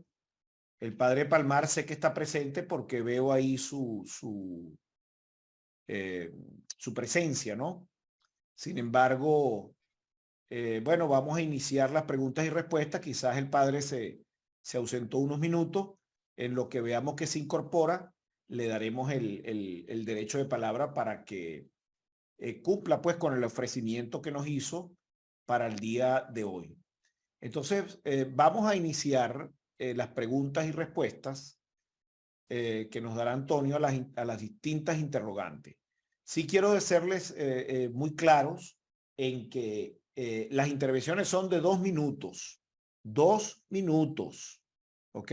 Aquí hay mucho pico de plata en esta reunión y hay que darle oportunidad a todos. Quizás hagamos 2 vueltas, ¿verdad? Cuando empiecen las intervenciones. Eso está muy bien. Una persona puede tomar el derecho de palabra en una segunda o tercera oportunidad. Si hay tiempo, vamos a ver cómo nos alcanza el tiempo. Estamos ya cumpliendo casi 1 hora de reunión.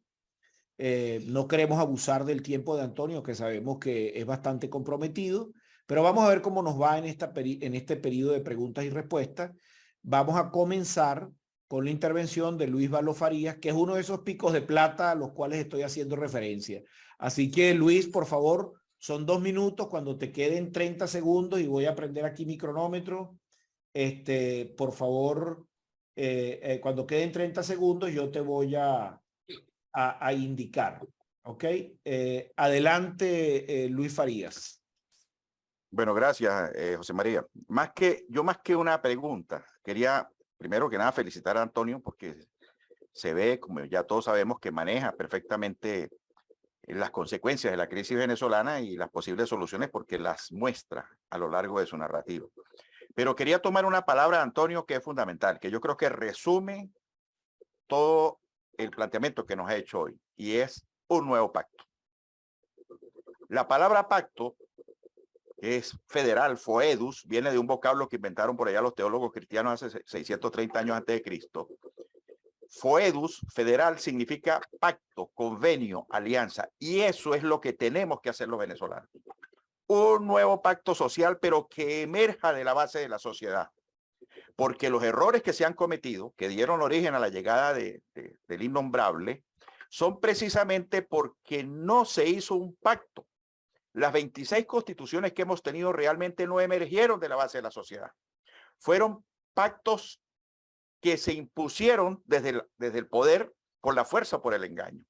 Si nosotros con la experiencia que ya tenemos, que una parte de esa experiencia es la que está reunida en esta sala, ¿verdad? Y otra muchísima que está en todas las regiones y en todas partes del mundo, lográramos identificar la causa estructural de la crisis referida al centralismo del poder.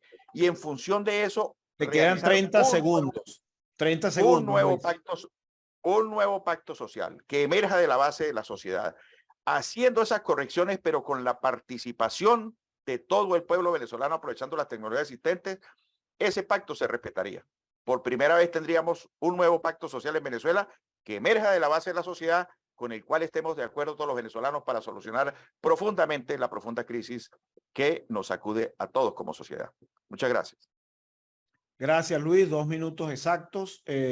Antonio, si quieres hacer un comentario aquí en este punto, si no pasamos a una siguiente pregunta, por Sí, favor. un comentario breve. Yo estoy totalmente de acuerdo. Nosotros tenemos, por ejemplo, la experiencia de lo que fue el pacto de punto fijo eh, para aquella coyuntura.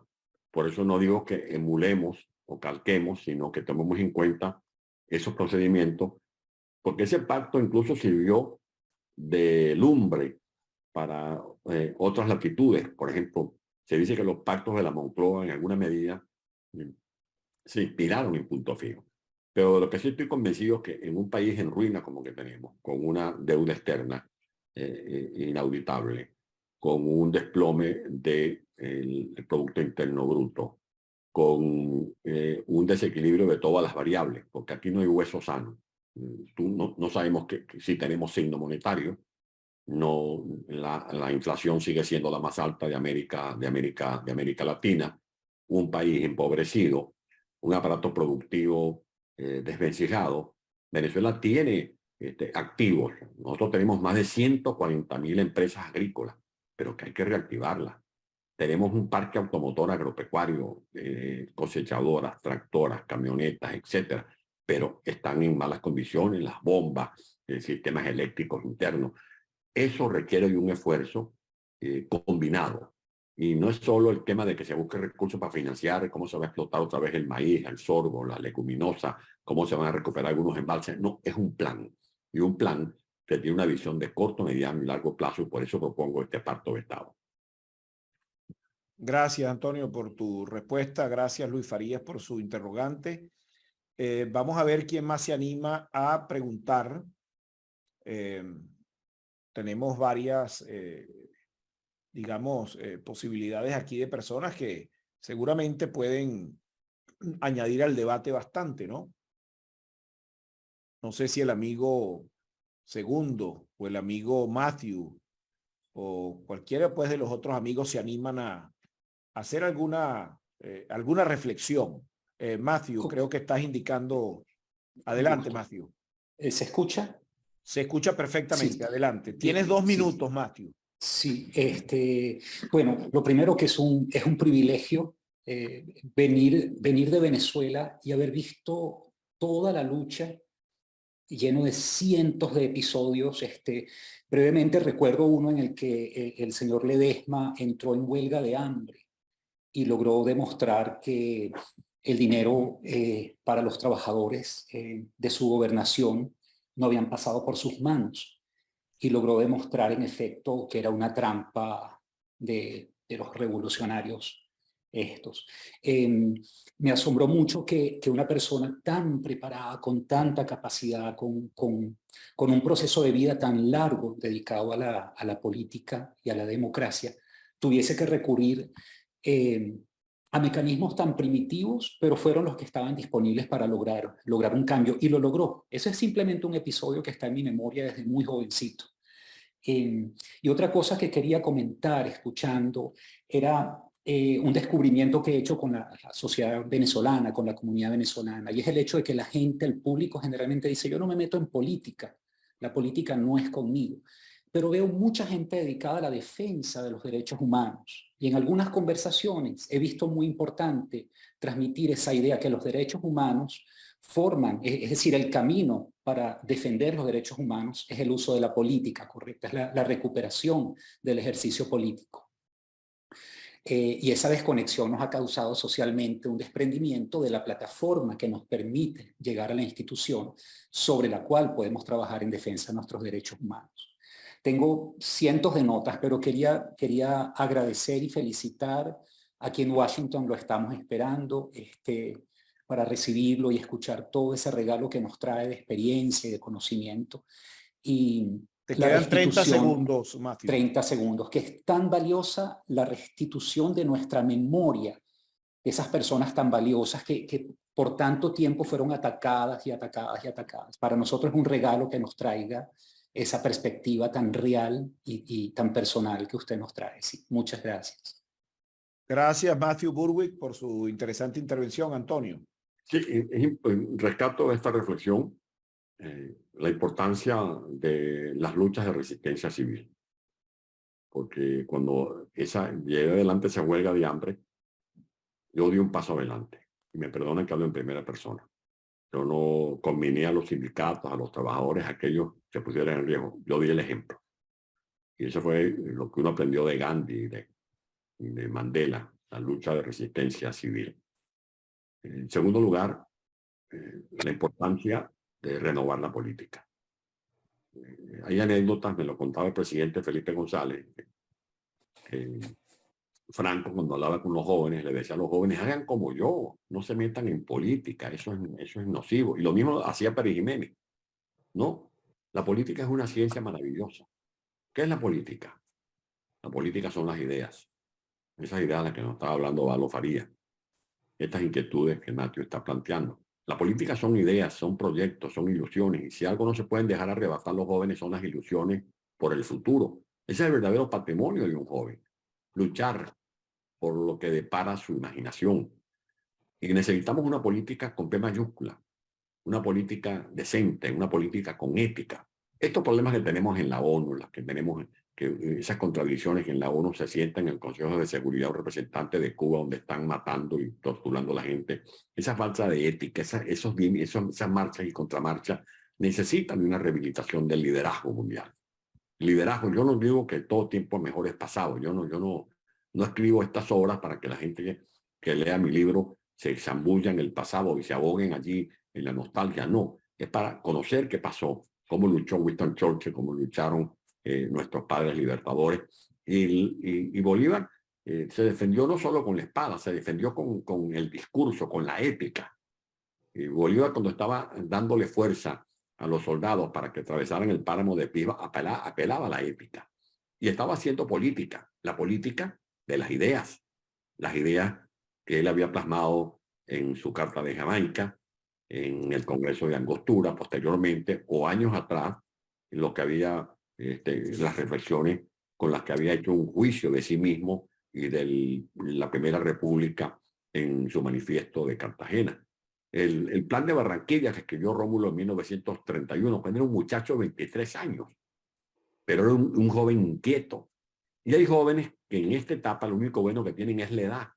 Y la edad no es suficiente para poder presentarse ante una multitud a decir yo quiero este cargo porque soy joven. No, hay que combinar las ideas, hay que combinar la frescura, la primavera con las ideas, con las inquietudes, con la responsabilidad de formarse. Y por eso es importante eso que acaba de decir de que no me meto en política. En efecto, el próximo, permíteme, José María La Cuñita, el próximo 6 de diciembre vamos a estar en Washington a las 6 de la tarde en la residencia del embajador Carlos Vecchio, donde vamos a tener una conversación a la hora de presentar este libro con Moisés Naimí, que nos va a hacer el honor de participar en este evento, y también una intervención especial del exministro Herbert Torres.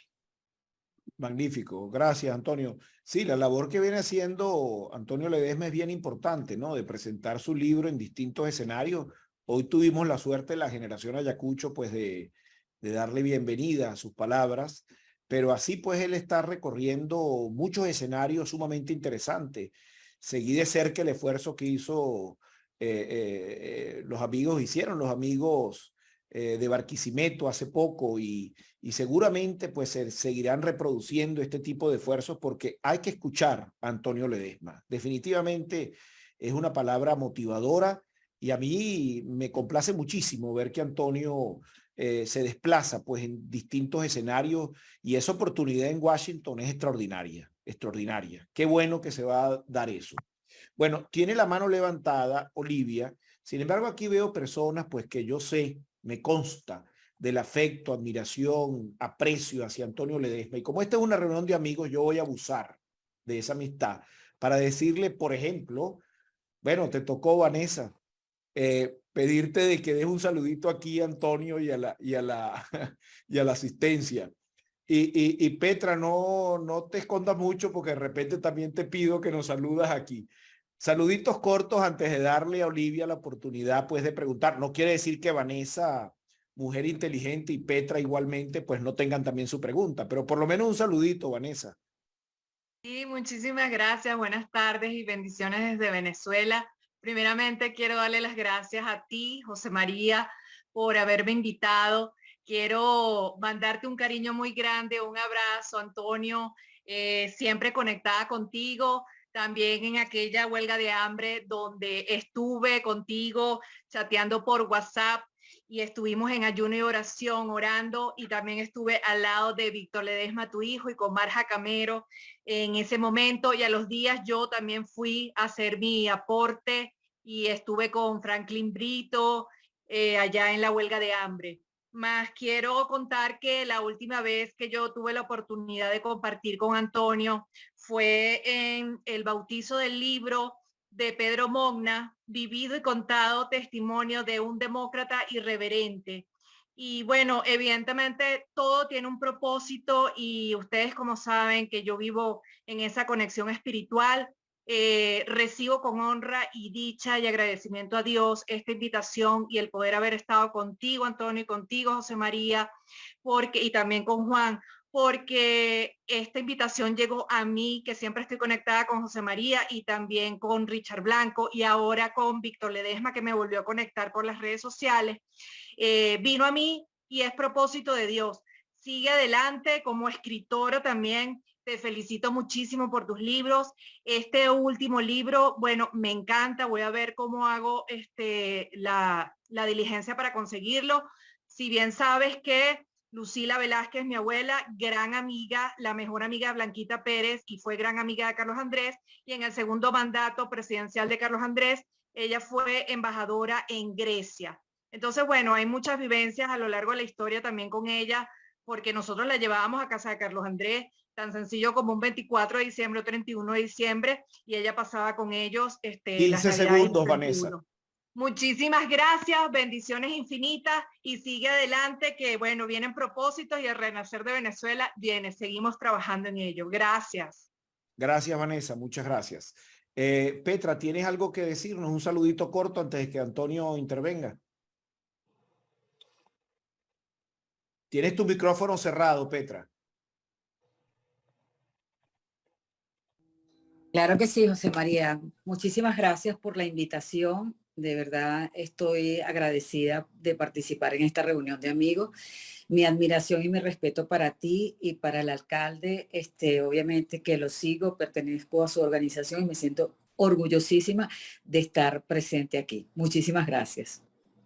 Gracias, Petra. Bueno, Antonio, ante los planteamientos de estas hermosas damas, ¿qué nos dices para luego darle la palabra? José María. Sí, Jackson, vamos a esperar que intervenga primero Antonio y luego te doy la palabra. Pero primero tiene Olivia. Dos términos claves aquí, espíritu y orgullo. Decía Vanessa que necesitamos fortalecer los espíritus, y es verdad, porque sin ánimo, sin fe, sin esperanza, no se ganan las batallas que tenemos pendientes. Usted puede tener ejércitos bien armados, pero si tiene un pueblo espiritualmente galvanizado, usted alcanza la victoria, como lo logró Winston Churchill cuando le dijo a la gente: lo único que puedo ofrecerle es sangre, sudor y lágrimas. El Libertador decía: se puede perder todo menos la dignidad. La dignidad implicaba allí el espíritu, la lucha, de combatir. Gracias, pero yo te lo digo. Todo. Y luego lo que dice Petra, el orgullo. El orgullo no es darle protagonismo, el orgullo no es arrogancia. Cierra, por favor, cierre el micrófono, padre Palmar. Ya usted va a intervenir, está interviniendo el doctor Ledesma. Adelante, Antonio. El orgullo es... Hermano, ¿cómo te llamas? No, sigue habiendo ruido. Sí, ¿cuántos hay? Varios, ¿no? Por favor, tienen un micrófono. Tienen un micrófono abierto, por favor, ciérrenlo si no están interviniendo. Padre Palmar, cierre. El orgullo es importante, ya cierro para darle chance a los demás. El orgullo es importante de saber que estamos honrando valores y principios. Muchas gracias a Vanessa y a Petra. Gracias, Antonio. Todo bien. Padre Palmar, ¿me oye? Todo bien, gracias a Dios. ¿Me oye, Padre Palmar? No te preocupes. Bueno, como que tiene problemas y no se da cuenta que hay problemas ahí. Padre Palmar, si me oye, por favor, ¿me está escuchando? Bueno, nuevamente, hay problemas con la comunicación con el padre. Vamos a proseguir pues con la pregunta de Olivia Zurita. Adelante, son 2 minutos, Olivia, para tu pregunta. Gracias. Bueno, muchísimas gracias por darme el derecho de palabra nuevamente, José María. No es casi una pregunta, es que como Antonio en su inicio de sus palabras me nombró con respecto a la educación en Venezuela, yo puedo dar fe de que yo digo que el presidente Pérez fue un ideólogo de la educación en Venezuela. Y comenzó desde el preescolar hasta la universidad y los PH que hoy tenemos. Yo no pertenezco, repito, a la Universidad Ayacucho, pero me siento de ella, pues, porque esta reunión de amigos está bendita por Dios. Una de las cosas que quiero mandarle a Antonio es un abrazo fraterno de su hermana y las felicitaciones porque cada día están mejor. Saludos a Mixi y decirles a ustedes que yo estoy perfectamente a sus órdenes, que yo dicen que soy especialista en salud, pero yo soy especialista en apoyo a las comunidades. Mi primera profesión me indicó, y ya ya me vas a cortar, José. El presidente Pérez, en mi oportunidad de postularme yo como presidenta del Colegio Nacional de Enfermeras, conversamos en las Torres de las Delicias, y yo le explicaba que yo no podía entender que cómo la enfermería venezolana tenía que trasladarse a Mérida, a Carabobo o a Colombia a estudiar la licenciatura en enfermería. 30 segundos, Olivia, 30 segundos. Y el presidente Pérez me dijo, no lo ofrezca, pero lo vamos a hacer, que fue la creación de la Escuela de Enfermería en la Universidad Central de Venezuela. Ese es uno de mis mejores logros y uno de los mejores recuerdos que tengo del presidente Pérez. No lo ofrezca, que en el camino nos daremos cuenta que sí lo vamos a hacer. Y lo logramos, así como se abrió enfermería en Rómulo Gallego. Muchas gracias, Antonio, por estar siempre presente con nosotros y tener esa bandera de Venezuela detrás de ti. Un abrazo para toda la familia y un abrazo especial para mí. Gracias, Olivia, por tu intervención. Antonio, brevemente, y entonces vamos a ver luego si el padre Palmar nos escucha para que pueda cumplir lo que él mismo nos ofreció. Vamos a ver, entonces. Yo le tomo la palabra a Olivia, creo que es una mujer de una gran experiencia, sobre todo en el tema de la salud, porque no se ha quedado en la teoría, en su formación, que pone de manifiesto un espíritu inquebrantable de superación personal, sino que sabe cómo se bate el cobre, por ejemplo, en la maternidad Concepción Palacio, qué ocurre en el periférico de Katia, qué pasa en el periférico de Coche desde cuando no se conseguían los para contrarrestar las mordeduras de serpiente, el problema del hospital clínico. Es una mujer que conoce cómo funcionan los hospitales y el sistema de salud es uno de los temas más averiados que tenemos en el país. Gracias, Antonio, por tus respuestas. Bueno, con nuestro amigo el padre Palmar ha habido pues este problema de comunicación, pero aparentemente pues ya está aquí con nosotros. Padre Palmar, bendiciones.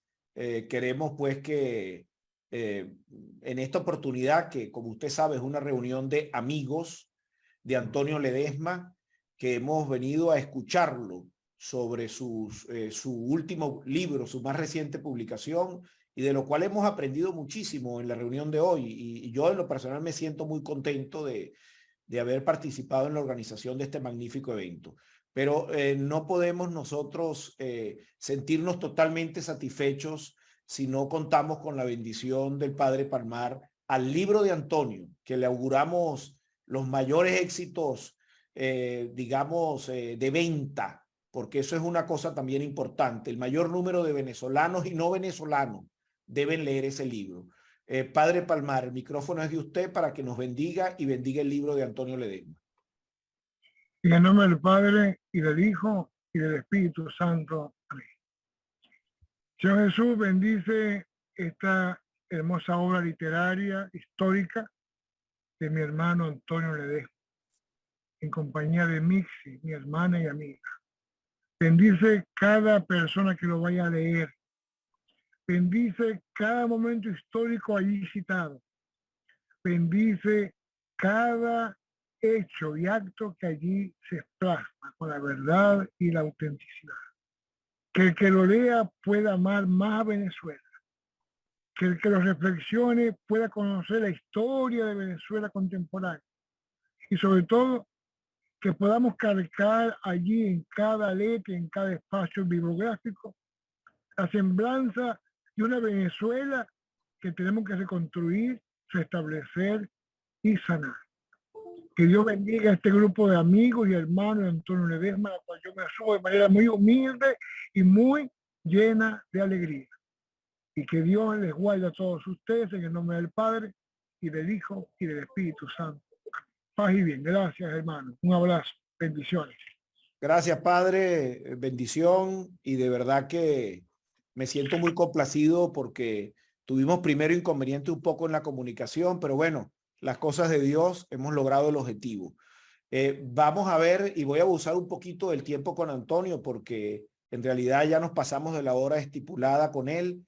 Él es una persona extraordinariamente ocupada y bueno, te pido permiso, Antonio, para proceder con un par de preguntas más. ¿Te parece? Sí, pues, tengo una entrevista con un comité de derechos humanos que está haciendo la investigación de la ONU. Y tenemos previsto a las 3:30 y quisiera prepararme un poco para esa conversación que es muy importante. ¿Te parece que tomemos unos 15 minutos más y concluimos? Ok, está bien. Muy bien, gracias, Antonio. Voy a ser muy estricto en el tiempo, son 15 minutos que nos quedan. Voy a darle la palabra a Lirio Carrero y luego está en el derecho de la palabra Orlando Pérez. Por favor, son 2 minutos de intervención. Les aviso cuando queden 30 segundos. Alirio Carrero, adelante. ¿Me oyen? Buenas Perfectamente. tardes. Gracias a José María por la invitación. Excelente la exposición del ingeniero Juan y excelente la exposición de Antonio. Yo creo que tenemos que seguir impulsando esa idea que Antonio está planteando de un gran pacto de Estado que en Venezuela se tiene que empezar a divulgar y a debatir entre todo el liderazgo político venezolano.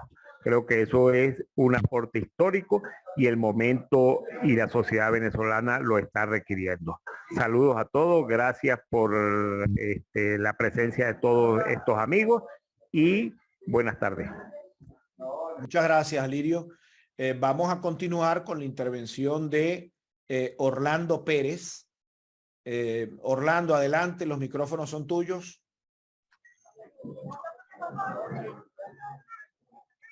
Buenas tardes, ¿me oye?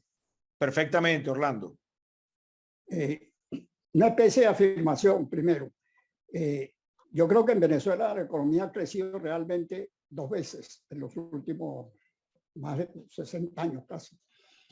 Fue cuando era Carlos Andrés puso a quien llamaron Miguel Paquetico Rodríguez al frente de Cordiplan y cuando el presidente Caldera puso al frente a Teodoro Pecó junto con Marixis Aguirre.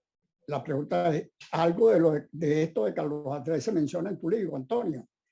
Y la otra pregunta es, ¿qué opinas sobre un sistema parlamentario, un modelo parlamentario de gobierno en Venezuela presidido por un primer ministro? Gracias. Gracias, Orlando, por tu intervención. Entonces, bueno, Antonio, intervino primero Alirio y luego intervino Orlando Pérez. ¿Qué nos dices de sus intervenciones? Adelante. Bueno, ya Alirio ha rescatado de mi exposición la propuesta de un pacto de Estado.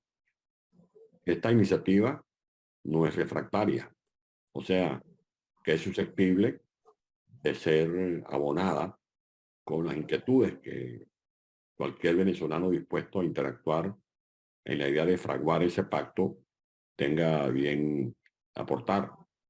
Por ejemplo, Valo Faría sé que habla de algunos de este tipo de modelos de gobierno, no solo del tema del modelo federal de gobierno, del esquema federal, sino de las alternativas del primer ministro, de gobierno parlamentario, etcétera. Bueno, eso es un tema que habría que discutir. Lo que yo sí creo es que hay que reducir el mando presidencialista.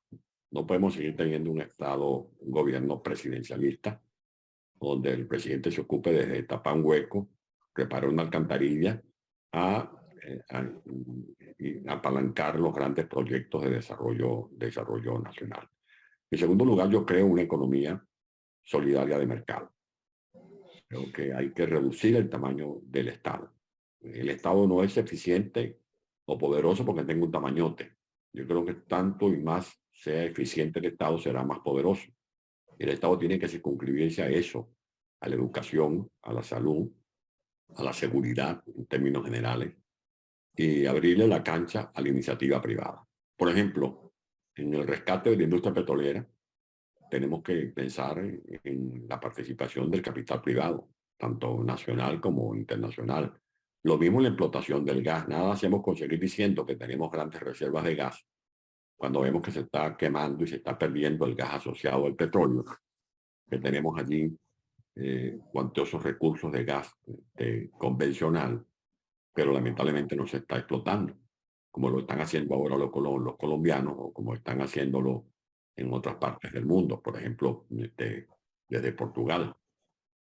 De allí que yo sí creo que este proyecto de Estado necesita ir pensando en esas alternativas que tenemos de cara al futuro. En mi libro se analizo este episodio de los resultados del plan del Gran Viraje. Como lo acaba de recordar Orlando, para finales de 1991, Venezuela llegó a tener un crecimiento cercano a 10 puntos del Producto Interno Bruto. Según los expertos como Miguel Rodríguez, ese nivel de crecimiento económico era proporcionalmente el más grande que se estaba dando en el mundo en ese momento, superior al de China.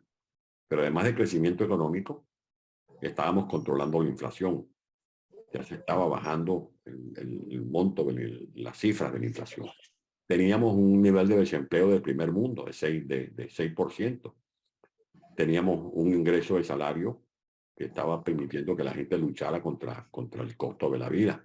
Se estaba incrementando la matrícula estudiantil, a diferencia de lo que está pasando ahora, que hay un éxodo, hay un ausentismo no solamente estudiantil, sino de docentes que migran, que abandonan las escuelas. En ese segundo gobierno de Carlos Andrés Pérez había un incremento, pues recuerden que funcionaba la beca alimentaria y la madre recibía, por ejemplo, 3 becas. Si tenía 5 niños, recibía 3 becas por 3 niños. Ese era un subsidio que no solamente le permitía alimentar al niño, sino pagar la luz, pagar el recibo del agua, complementar los gastos del hogar. Eso ayudaba a incrementar la matrícula estudiantil. Y además de ese crecimiento económico, se produjo, como lo dije en mi intervención inicial, un aumento de la producción de petróleo, más de 1 millón de barriles. Venezuela ha podido estar produciendo para el año 2000 por lo menos unos 6 millones de barriles de petróleo. Y se estaba desarrollando una política comercial que se planteaba un arancel de 10%, acabar con el tema del contrabando, con las exoneraciones, los trucos de las exoneraciones. Venezuela, para finales del año 91, estaba avanzando en una política de diversificación de la economía. Los ingresos tributarios no petroleros llegaron a ser significativos. Las bases de lo que es el CENIAL las echó ese primer gobierno de Carlos Andrés Pérez. Recuerden que la proposición que hizo Miguel Rodríguez fue de un IVA de 5%, el más bajo del mundo. Y recuerden ustedes que cuando se comienza a hacer las reformas o modificaciones del precio de la gasolina, eran unos poquitos céntimos y esos recursos iban destinados al Fondo de Desarrollo del Transporte, FONTUR. Recuerden que se hicieron inversiones, se pagaba el subsidio a los transportistas, se dieron créditos para nuevas unidades, se estaban invirtiendo en el tema de los peajes, en el tema de la reparación de carreteras. Todo eso estaba dando resultados encomiables que lamentablemente fueron truncados, como lo acaba de recordar Orlando Pérez, cuando de manera despectiva trataban al programa económico como del paquetazo, cuando en realidad fue el gran viraje que vino a complementar la primera obra de Carlos Andrés Pérez del primer gobierno.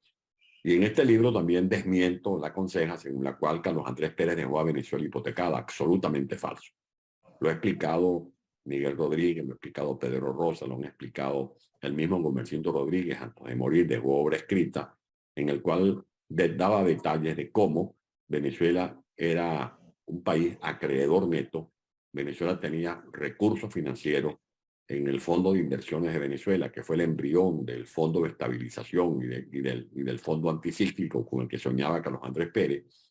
Además, los bienes de las industrias básicas, lo que el capital de PDVSA, era una masa monetaria más las reservas internacionales pero muy superior a los montos de los créditos que otorgaban organismos financieros privados, porque Venezuela tenía como responder, o sea, porque era un acreedor neto. Muy bien, gracias, Antonio. Bueno, vamos a cerrar la reunión con 1 minuto, porque es que no tenemos tiempo, tenemos que mantenernos en el tiempo que nos dio Antonio. 1 minuto para Jackson, 1 minuto para José Miguel y 1 minuto para César. Adelante, Jackson. 1 minuto, por favor. Adelante, Jackson. ¿Me oye, José María? Perfectamente, Jackson. Adelante, tienes 1 minuto. Bueno, de antemano agradecido por esa invitación, por tan nutrido exposición hoy, Antonio. No le voy a hacer una pregunta porque está de mala pregunta. Ahí está, en el libro está de todo. Pero sí extenderle en nombre de parte de todo el equipo Alianza Bravo Pueblo del Estado de Aragua nuestras felicitaciones por ese extraordinario libro. De por cierto, decirle a Antonio que ayer mismo lo adquirí. Movimos cielo y tierra, pero ya adquirimos por lo menos uno. Y ahí sacamos copia y nos vamos nutriendo todos. Antonio, una vez más desde aquí, desde Aragua, un fuerte abrazo, felicitaciones, compañeros. Muchos éxitos en este libro y estoy seguro que ya todo el mundo está hablando muy bien de ese libro. De verdad, un fuerte abrazo. Saludos. Gracias, Jackson, por tu intervención. Alianza Bravo Pueblo es el partido político creado hace más de 20 años por Antonio Ledesma, integrado por hombres y mujeres dignos, que hacen una labor importante de oposición en todo el territorio venezolano y afuera dirigido por el diputado Richard Blanco, con una extraordinaria labor a nivel global. Muy orgullosos nos sentimos de saber de la existencia de esa organización política. José Miguel González, adelante, 1 minuto porque ya va a cerrar Antonio Ledesma. Buenas tardes, muchas gracias por esta oportunidad que me están brindando. Y el mejor de los deseos para Antonio Ledesma en este libro, ¿no? Que va a expresar mucho y va a dar más información de lo que muchas personas necesitamos. Como otro migrante más, soy parte de este proceso y quisiera ser parte también de ese pacto del cual hemos citado mucho durante toda esta reunión el día de la tarde. Pertenezco a una organización de venezolanos en las Carolinas, en el estado de Carolina del Norte y Carolina del Sur de Estados Unidos, un migrante más forzado como la mayoría de los que están acá. Y hablar de esto es también hablar de la necesidad que tenemos nosotros de dar nuestro grano, nuestro aporte para 15 segundos, José Gracias. Miguel, 15 segundos. Gracias, Antonio. Quiero que sepas que puedes contar con todos los venezolanos profesionales que estamos alrededor del mundo, porque con la experiencia que estamos adquiriendo acá, estoy seguro que vamos a seguir a Venezuela adelante. Muchísimas gracias, bendiciones y espero verte en Washington en la próxima semana. César Peralta tiene 60 segundos para intervenir. Estamos cerrando la reunión, nos quedan 3 minutos. Muchísimas gracias, saludos a todos. Don Antonio, por favor, si puede responder, ¿qué estamos haciendo para salir de la usurpación? Muchísimas gracias. Gracias. Bueno, Luis Farías, tienes 30 segundos y cierra la reunión, Antonio Ledesma.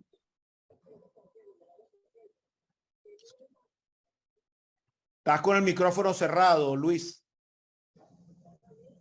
Yo creo, Antonio, que ese nuevo pacto que está proponiendo se tiene que definir perfectamente y claramente que los gobiernos solamente tienen que ocuparse de dar seguridad, obras públicas, justicia, orden, salud y educación, en combinación con lo que tienen que ser las funciones de los ciudadanos, que es agricultura, industria y comercio. Si nosotros hacemos un pacto con esas premisas, que es como funcionan los países del primer mundo, Venezuela no solamente va a salir de la pobreza, sino que nos vamos a reencontrar y a reconciliar como país. Muchas gracias.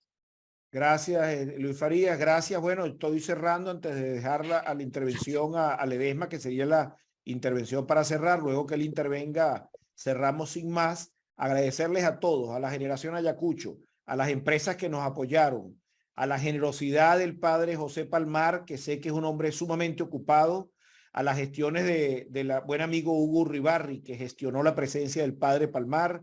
En fin, no encuentro palabras de agradecimiento. Por favor, tengan todos pues emotivas palabras de mi parte por el eterno agradecimiento de haber hecho posible esta magnífica reunión. Cierra Antonio Ledesma con la reunión. Bueno, en primer lugar, muchas gracias a todos por haber participado. Ha sido de verdad un excelente diálogo. Espero que haya sido útil.